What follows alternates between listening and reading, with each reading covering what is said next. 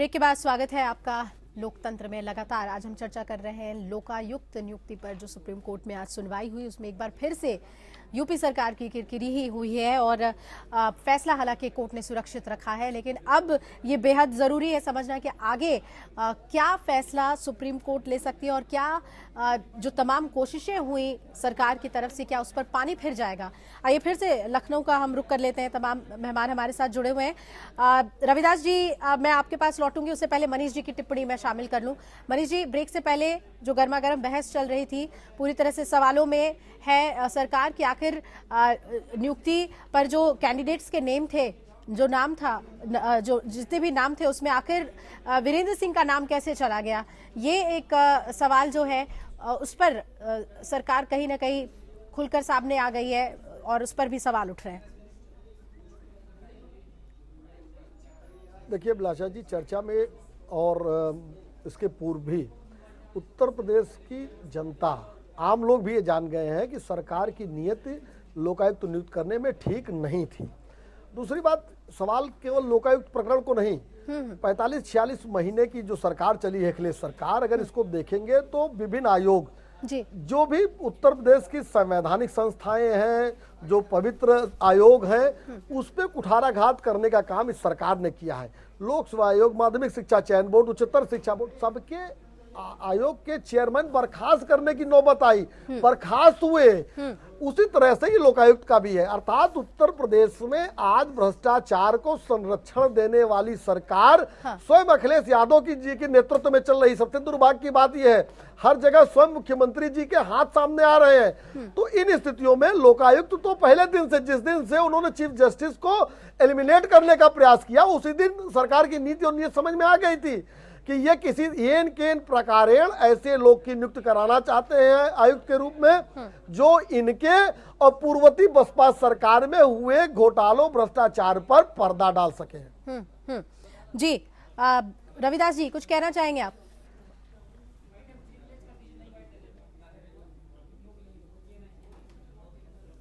देखिए, एक बात स्पष्ट कर दे कि न तो किसी भ्रष्ट मंत्री की या किसी भ्रष्ट आदमी की हम यहाँ पर सफाई करने बैठे हैं जी। हमने पहले आपसे कहा कि हम ये चाहते हैं कि उत्तर प्रदेश के अंदर एक सक्षम, एक मजबूत, एक ईमानदार और एक निष्पक्ष लोकायुक्त की नियुक्ति हो, और सुप्रीम कोर्ट उस नियुक्ति को करेगा, उसको अधिकार मिले और जो भी भ्रष्ट लोग हैं उन पर कार्रवाई करने में लोकायुक्त सक्षम हो। चलिए रविदास जी की वही बातें हैं, लेकिन आपकी चाहतों पर जो है ग्रहण लग गया आर्टिकल 142 का।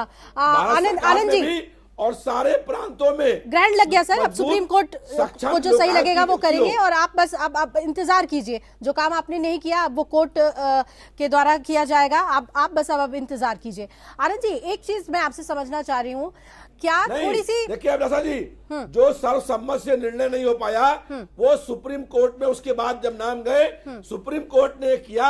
अब सुप्रीम कोर्ट के पाप विचाराधीन है। नहीं तो आप अपनी बात से पलट रहे, फिर जो निर्णय होगा तो सिलेक्शन कब उसको आप कह रहे सर्वसम्मति से डिसाइड नहीं हुआ, तो फिर वीरेंद्र सिंह का नाम फिर आपने कैसे रखा न्यायालय के सामने? न्यायालय ने तो कमिटी के ही नाम को पूछा था ना।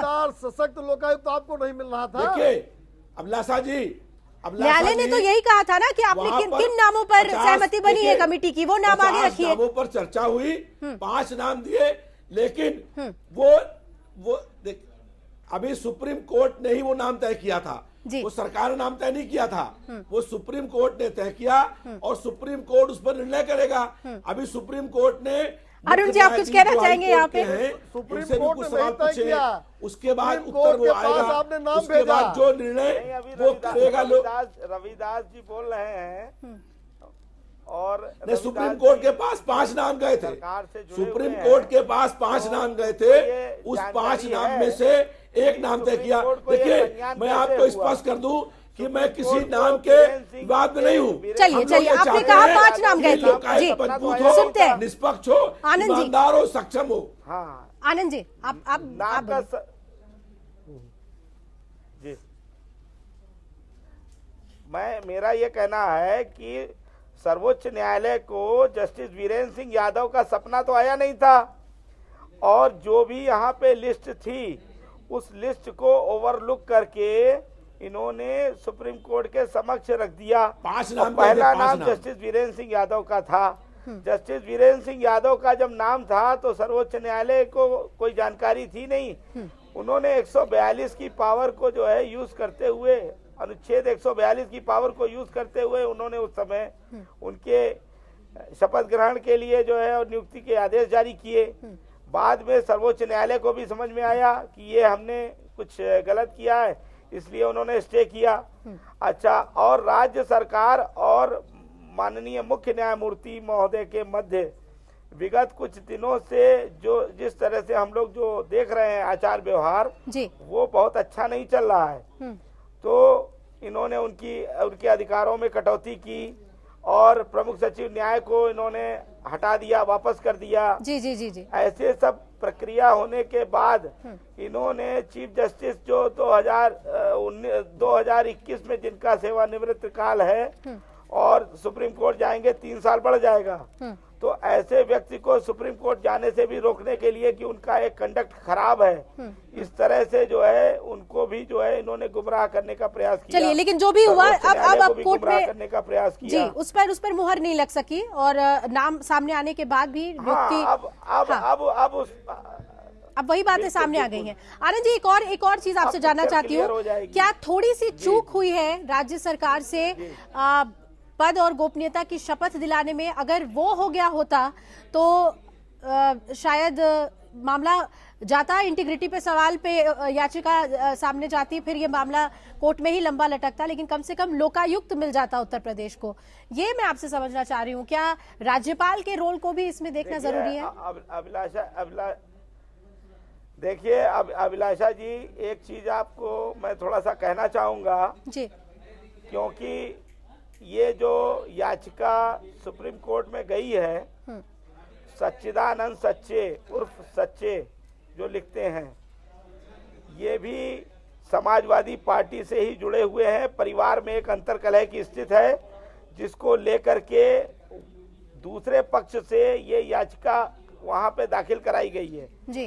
तो जो एक पक्ष है वो नहीं चाहता है कि जस्टिस वीरेंद्र सिंह यादव वहाँ लोकायुक्त नियुक्त किए जाएं। जी जी। तो ये सारी चीजें बहुत सी समझने की चीज है, आपस में ही अंतर विरोध की स्थिति है। तो इसमें और अन्य लोगों को शामिल करना ये उचित नहीं है। बिल्कुल, लेकिन एक ऐसा पद, आनंद जी, एक ऐसा पद जो कि आम जनता के लिए है, राज्यपाल द्वारा नामित, जी बिल्कुल, आम जनता के लिए है, भ्रष्टाचार को रोकने के लिए है, सरकार को सही दिशा दिखाने के लिए है, उस पद को अगर अंतर्कलह की वजह से सैक्रिफाइस करना पड़ा तो ये एक हम कह सकते हैं दुखद स्थिति है। ये अरुण जी, मैं आपसे भी जानना चाहूंगी। मैं इतना कहना चाहूंगा जी, मैं इतना कहना चाहूंगा कि अगर 4 चौकीदार बैठे हैं तो 5वां चौकीदार भी बैठा दीजिएगा तो वही करेगा जो 4 चौकीदार कर रहे थे। भ्रष्टाचार जब तक चारित्रिक रूप से आदमी मानसिक रूप से इससे दूर नहीं होगा, स्वतः ये अंतर्मन से ये निर्णय नहीं लेगा कि हम भ्रष्टाचार नहीं करेंगे, तभी वो रुकेगा। किसी संस्था के आ जाने से भ्रष्टाचार नहीं रुकने वाला। बिल्कुल बिल्कुल। और लोकायुक्त में न जाने कितनी संस्तुतियां राज्य सरकार को गई हैं, जी, उसके बावजूद भी अभी तक बहुत सी कार्रवाइयां नहीं हुई हैं। बिल्कुल, इसका आप लोग पता करिए। जी जी, हमने कई ऐसी खबरें दिखाई हैं जिसमें लोकायुक्त के पास कितनी फाइलें पड़ी हुई हैं लेकिन उस पर कोई संज्ञान नहीं लिया गया, या कई बार क्लीन चिट भी सरकार को मिली है कई मामलों में। मैं अरुण जी आपसे जानना चाह रही हूँ कि हमने नेता प्रतिपक्ष के रोल पर यहाँ चर्चा कर ली, मैं राज्यपाल के किरदार पर भी यहाँ पर चर्चा करना जरूरी है। क्या अगर पद और गोपनीयता की शपथ ले चुके होते वीरेंद्र सिंह तो शायद बच जाते? मामला बेशक कोर्ट में जा सकता था किसी भी याचिका पर, लेकिन कम से कम लोकायुक्त मिल जाता उत्तर प्रदेश का।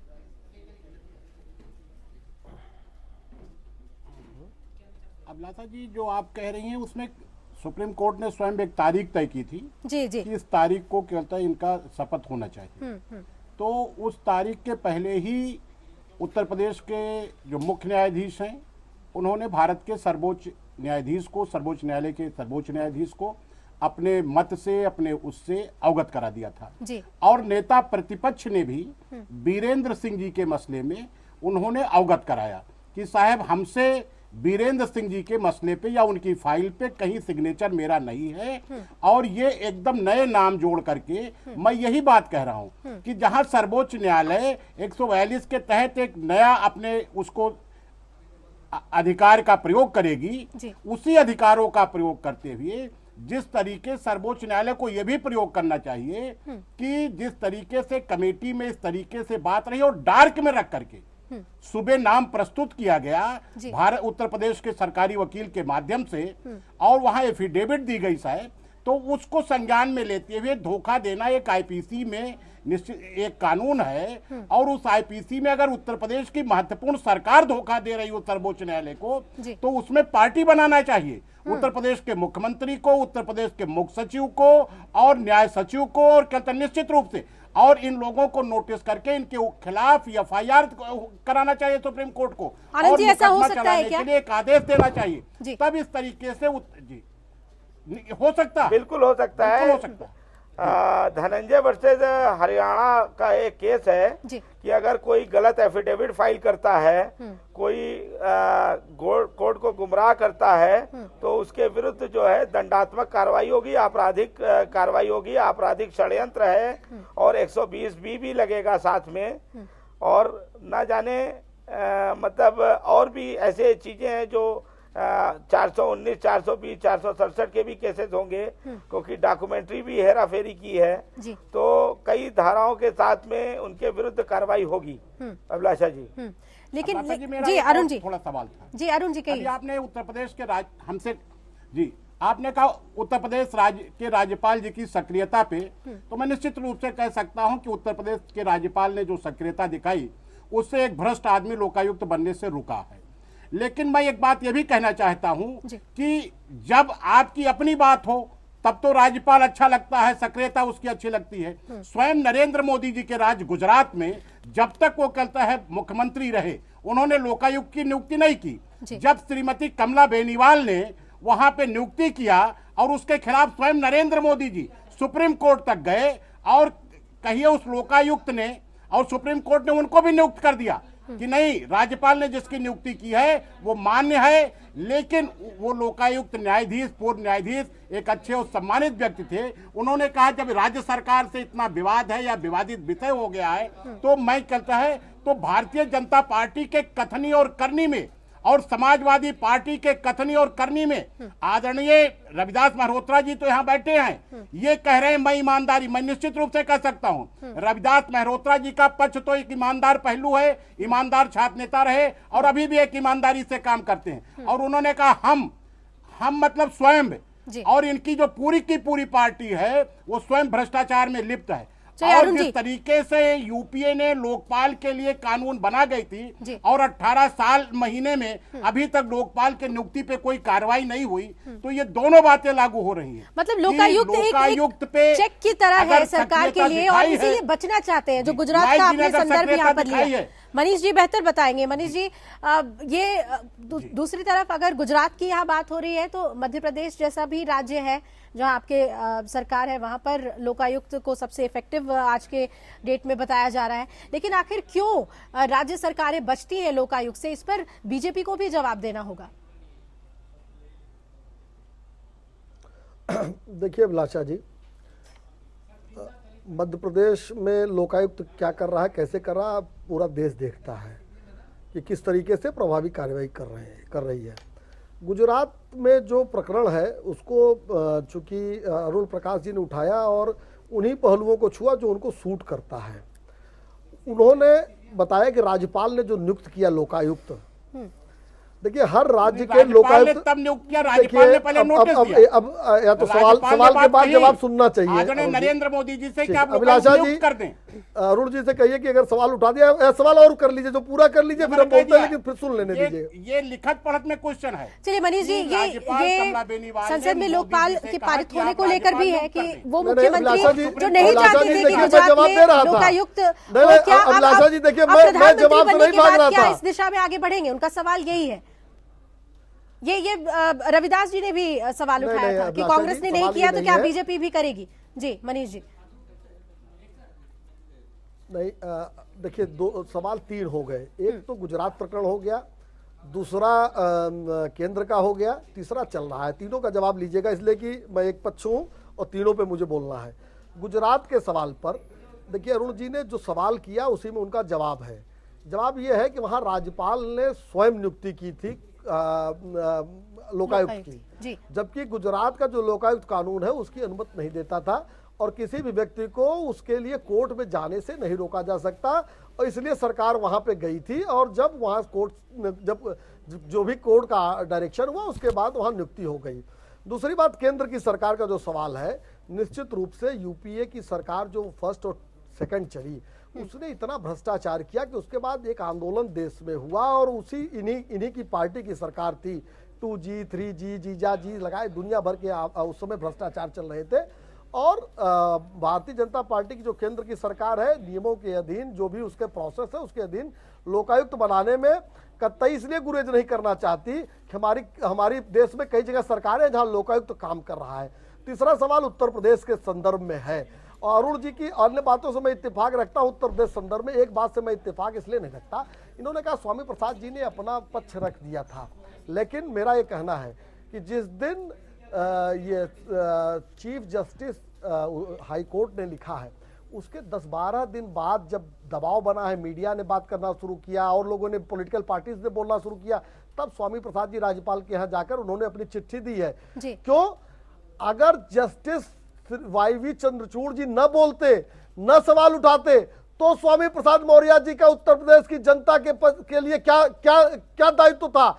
सबसे बड़ा दायित्व जब नेता सदन बेईमान हो गया था तो नेता प्रतिपक्ष का दायित्व था इस उत्तर प्रदेश की जनता के लिए, लेकिन वो चुप थे। आखिर क्या मजबूरी थी कि 12 दिनों बाद उनको बोलना पड़ा? और मैं अरुण जी से भी पूछता हूं कि आखिर क्या मजबूरी है कांग्रेस के महामंत्री जी को कि उनको क्लीन चिट आपके चैनल पर बैठ कर दे रहे हैं? जी जी जी लेकिन इस पूरे संदर्भ में हमने ये भी देखा कि जो विधेयक लाया गया, आनंद जी मैं आपसे जानना चाहूंगी कि बहुजन समाज पार्टी के नेता विधान परिषद को, मैं आ रही हूँ अरुण जी, आप विधान परिषद को हम किसी तरीके से क्लीन चिट नहीं, आपने दिया? नहीं, आपने दिया?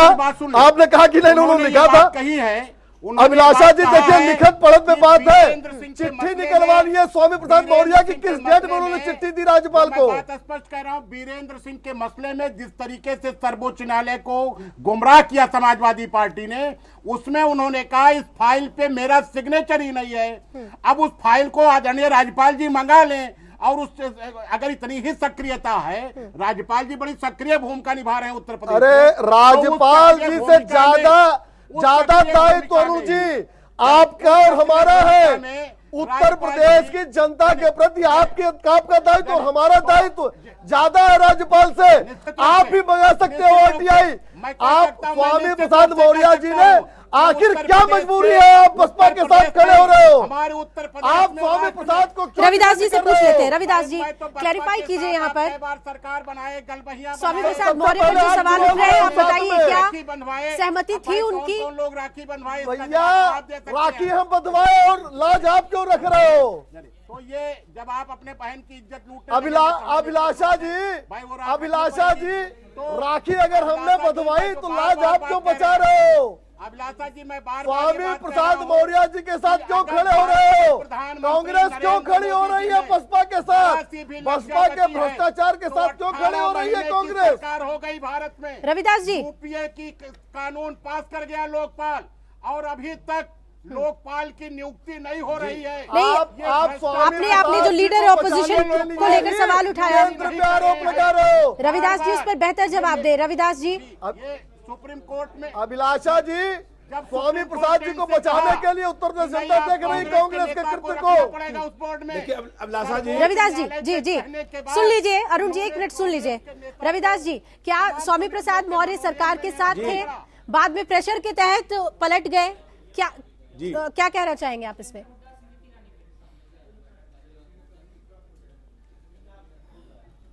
अभिलाषा जी, जहां तक मुझको जानकारी है, नेता प्रतिपक्ष और मुलायम अखिलेश यादव जी की सहमति थी और उनकी मर्जी से वो नाम वहां तय हुआ था जी।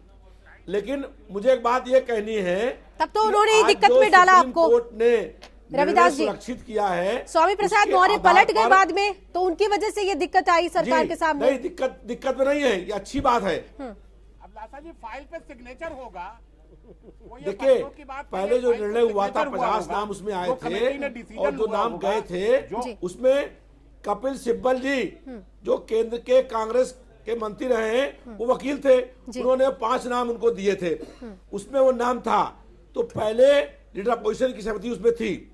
दूसरी बात मुझको ये कहनी है कि सुप्रीम कोर्ट के अब निर्णय करेगा, तो सुप्रीम कोर्ट एक मजबूत लोकायुक्त की नियुक्ति करे उत्तर प्रदेश में, और यही नहीं, लेकिन इस स्थिति पूरे तक तो देश उन्होंने ही भर के पहुंचा अंदर दिया ना, क्योंकि उन्होंने भी जन लोकपाल राज्यपाल की को जाकर नियुक्ति कहा कि इस केंद्र नाम में पर हो, तो चर्चा और नहीं हुई सारे थी।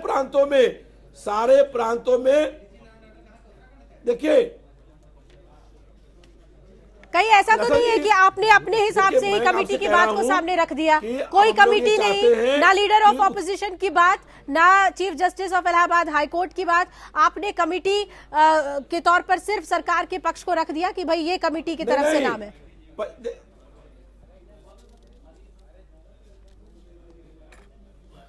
देखिए, ऐसा है अभिलाषा जी, 50 नाम पर विचार हुआ, और 50 नाम के बाद जो है, जब सुप्रीम कोर्ट ने कहा था 50 नाम की बात मत कीजिए, 50 नाम तो ऐसे ही डाले जाते हैं। कांग्रेस पार्टी टॉप 5 की बात कीजिए आप। रहे हैं, वो वकील थे, 396 उन्होंने 5 नाम दिए। 50 नाम में 2 नाम जी। काट के निकाला इन्होंने, जो इनके सजातीय उन्होंने थे, 5 नाम दिए, रिश्तेदार थे, और और सुप्रीम कोर्ट ने भ्रष्टाचार उस के 5 में आरोपों से में आरोपित एक थे। नाम तय कर दिया। अब सुप्रीम कोर्ट जो है, उस पर जो निर्णय करेगा, उसको पूरा देश मानेगा। चलिए, आपने तो ये बात पहले ही कह दी है। जी मनीष जी, देखिए, हम लोग ये चाहते हैं, मनीष जी, उम्मीद है कि अब एक निष्पक्ष सक्षम और लोकायुक्त की ईमानदार नियुक्ति हो जाएगी लोकायुक्त की सुप्रीम कोर्ट के नियुक्ति हो। जरिए। जी मनीष जी, और सुप्रीम कोर्ट के द्वारा जो नियुक्ति होगी, उसमें अभिलाषा जी उसको देखिए, पूरे अधिकार भी मिले। जी मनीष जी, अभिलाषा जी देखिए, मैं बहुत संजीदगी से एक बात मैं कहना चाहता हूँ कि हम लोग चाहे रविदास जी सरकार में हो, और हम लोग भी पॉलिटिकल पार्टीज के यहाँ प्रतिनिधि के रूप में बैठे हैं, जनता के प्रति हमारा भी दायित्व तो है। और एक विषय जो उठा, नेता सदन की मनमानी को रोकने के लिए नेता प्रतिपक्ष को बनाया जाता है। नेता प्रतिपक्ष नाम इसलिए दिया जाता है, वो पूरे विपक्ष का नेता होता है। जी अर्थात जब नेता बिल्कुल सदन बिल्कुल। गड़बड़ी करे, अब तो अब उत्तर अब प्रदेश की सभी जनता सवालों का के घेरे में सबसे बड़ा उत्तरदायित्व मैं इसके समझ ऊपर रही होता आपकी है, बात उसकी को। हक की वक्त लड़ाई कम है लड़ने हमारे के पास, इसीलिए कंक्लूड करेंगे। तो आनंद जी, क्या मैं- लगता है एक- किसी एक- और नाम 30 पे सेकंड, चर्चा हो 30 सकती है? Second, 30 second. किसी और नाम पे मुहर लगाएगी सुप्रीम कोर्ट, या फिर 30 सेकंड, वीरेंद्र अभिलाषा सिंह जी। पर अभी भी कह सकते हैं कि उम्मीद है? आनंद जी, कंक्लूड करना है सर, हमें वक्त कम है। जी देखिए, हाँ, मैं बिल्कुल समझ गया, 2 मिनट का समय लूंगा। देखिए, इसमें जो भी नाम है, अब जो भी नाम गए हैं उनको शॉर्टलिस्ट करके, और सुप्रीम कोर्ट ये देखेगा कि वो एप्रोप्रिएट पर्सन कौन है। जी, और ये बहुत ही विचारणीय है कि वो व्यक्ति कौन होगा, कैसे होगा, और क्राइटेरिया उसका जो है, उसका जो वर्क रोल रहा है, कितने दिन का कार्यकाल था, क्योंकि यहाँ आने के बाद जो है वो व्यक्ति चलिए। कैसे जी अपने कार्यों को करेगा। बिल्कुल, यानी ये कि अब सुप्रीम निर्भर कोर्ट करता सुनिश्चित है। करेगा कि सक्षम अब है या सर्वोच्च नहीं न्यायालय के निर्णय पे ये लोकायुक्त, और उसी हिसाब से हाँ। नियुक्ति होगी, और और मैं क्रेडिबिलिटी आपसे और एक बात एलिजिबिलिटी कहता दोनों हूँ चेक कि की जाएगी, मैं आपसे एक बात कहता हूँ इंटीग्रिटी कि चेक की डॉक्टर जाएगी। शिवाजी बहुत बहुत को- शुक्रिया आप सभी का हमारे साथ लोकतंत्र में जुड़ने के लिए। फिलहाल इतना ही। आप जुड़े रहिए एपीएन के साथ, खबरें लगातार जारी हैं। नमस्कार।